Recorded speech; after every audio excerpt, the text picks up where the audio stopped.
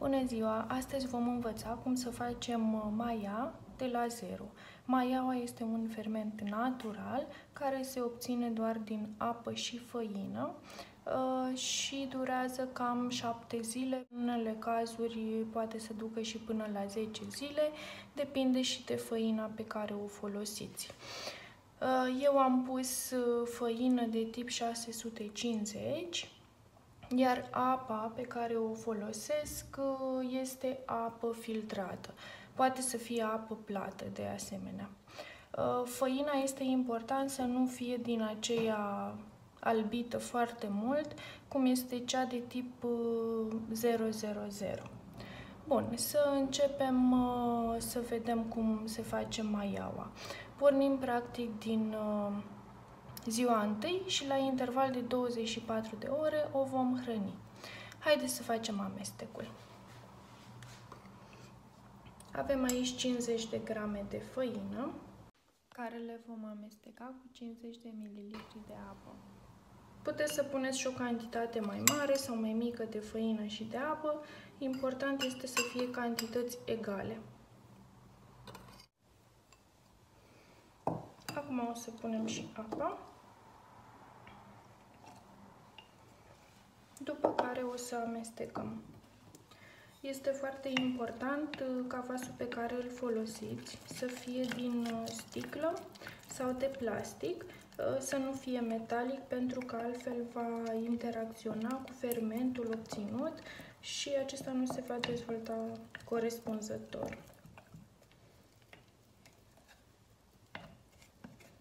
Amestecăm foarte bine. După ce terminăm de amestecat, vom pune deasupra borcanelului o folie alimentară, căreia îi vom da niște găurele cu scobitoare.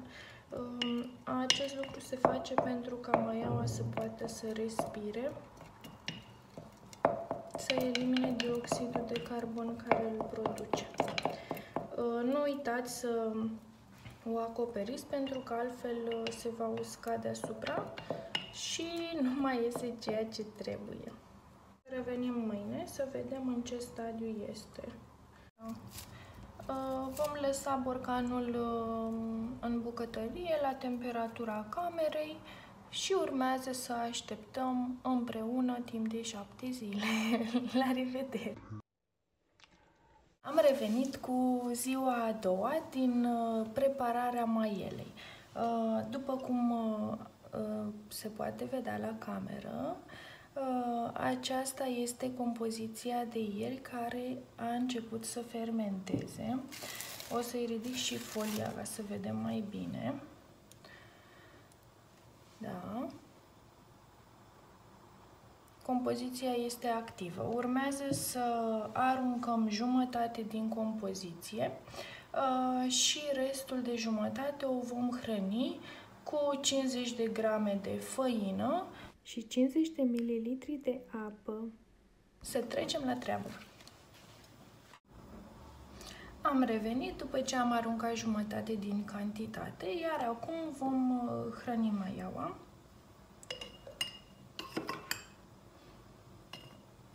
Este același proces în care punem făină și adăugăm apă. Asta înseamnă, de fapt, hrănirea maielei.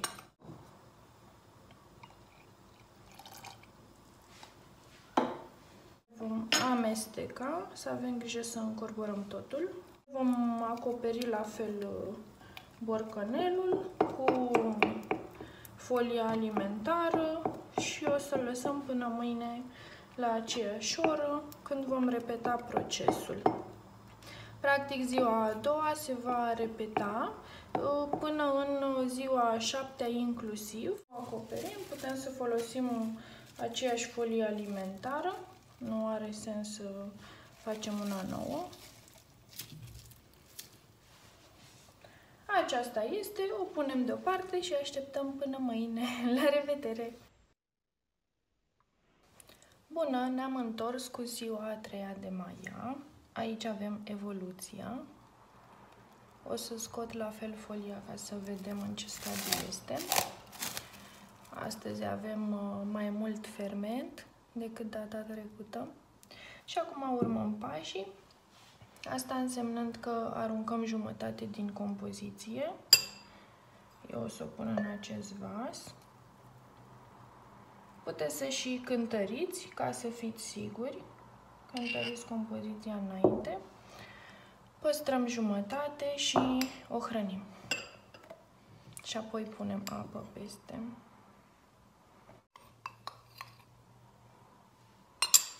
Punem și apă.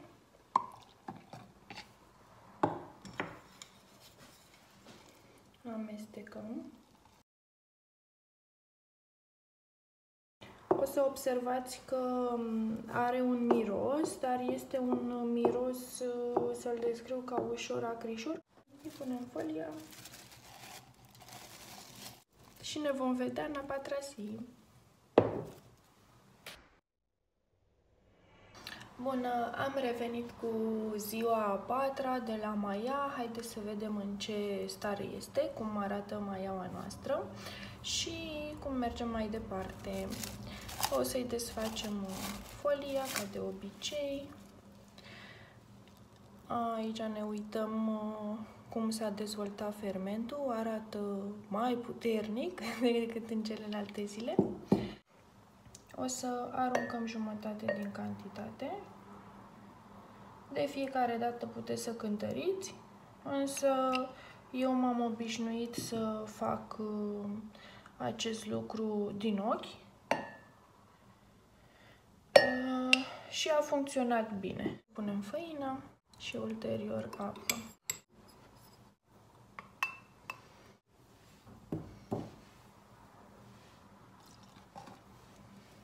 Și amestecăm.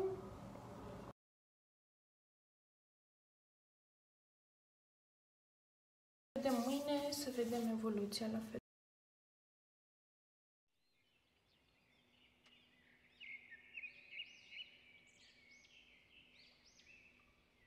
Ne-am întors cu maiaua finală. Aceasta este. O să desfacem folia. Așa arată compoziția finală. Acum testul pe care îl vom face este luăm un vas în care punem apă și vom pune o cantitate din maiaua noastră. Dacă aceasta rămâne la suprafață, înseamnă că o putem utiliza cu succes. Fermentul este suficient de dezvoltat încât să poată să susțină creșterea produselor noastre. Am obținut ceea ce doream. Urmează ca într-un filmuleț viitor să punem maiaua la treabă. O recapitulare despre cum să facem maiaua. Aveți nevoie de făină de o calitate mai bună, un vas de sticlă sau de plastic, apă care să fie filtrată, apă plată, dacă este de la chiuvetă, poate să fie fiartă și răcită ulterior. Și 7 zile de răbdare.